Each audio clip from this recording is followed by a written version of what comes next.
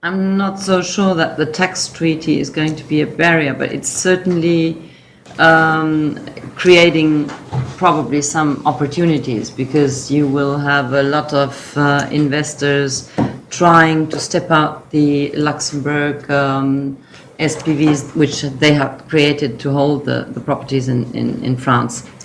So it will probably lead to some disinvestments from Anglo-Saxon investors. But we have some new regulations in France, which will certainly affect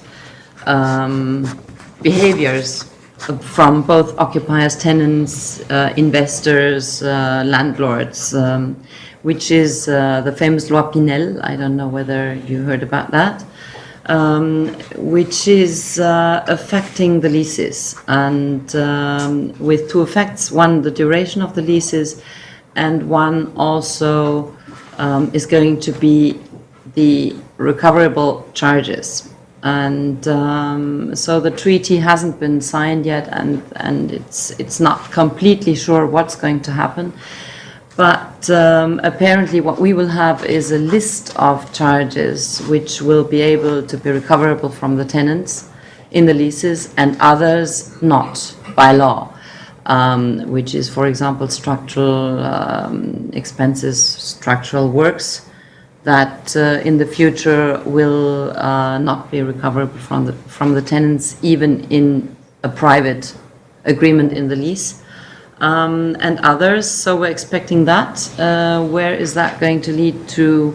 We will see. I mean, it's going to affect every lease which is going to be signed as of 1st of September. So you just need to be careful in the leases that you will see, which have been signed now or in late 2 or 3 weeks.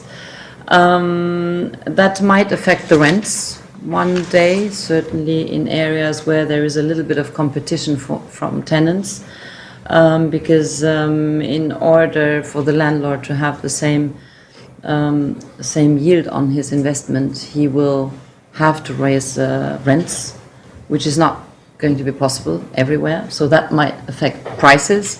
So there are a lot of things, except the interest rates, which might be growing, which might affect the yields in the future in France. Yeah. Okay. Yeah, Michael. Yeah. I actually think tax is a huge issue in France. And I think that it's got to be a really important part of somewhere investment asset management. Certainly there needs to be a very defined role for people in investment structures to manage the tax situations. Our experience in France is that things can happen on the 18th of December that become applicable on the 31st of December. And over that period, you've got to change the fin capitalization ratios within a fund within that period of time. The consequences of failing to do that are pretty severe.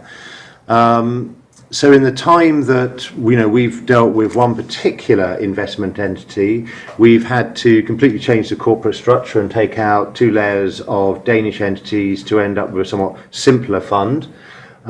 We've had to probably 3 times change the fin capitalization ratios. And we've had to deal with another consequence in terms of limiting losses that are able to be used on an annual basis with an investment entity. So I think for new investors into the market, take regard for the fact that you've got a heavily indebted French government, and they see real estate investors as relatively easy pickings, and they'll do it very quickly, and you can very easily get caught out. And obviously, I'm sure most of you are aware that there is depreciation of assets there, so you can end up with wonderful situations where assets have gone down in value, but still end up paying capital gains tax because the capital gains tax base is depreciating by 3% a year.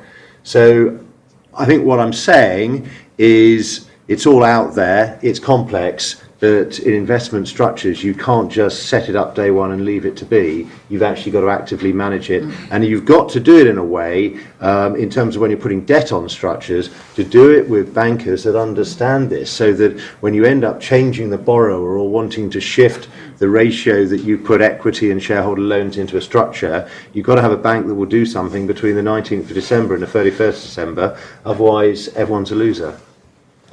Okay. Sorry to be fairly firm on that, but it is quite a big issue. No, I'm very happy. The firmness is good. It's a good thing. I totally agree with all of what Michael's just said. I do regard this kind of thing as rather than being a sort of dent in the strategy for France. I think it's part of a general alignment of tax issues that we half expect at the moment. I'd also probably bet that Paul Hastings are working on the solution to this one as we speak, because I'm told that there are, ways out of these things. They usually are. But I think important to say that our strategy, and I'm sure I'm not alone here, is not really tax driven. Tax is a massive issue that we have to understand and underwrite properly and allow our bankers to understand as well. But if we were making our money through clever tax structures, well, then we should all be lawyers and accountants. But we're real estate people, and we have to live with this stuff. Could be Gary Barlow as well. Indeed. But it's just something we have to properly understand, get to grips with, make sure we're not that we're reasonably anticipating other similar changes, not only in France but elsewhere, of course.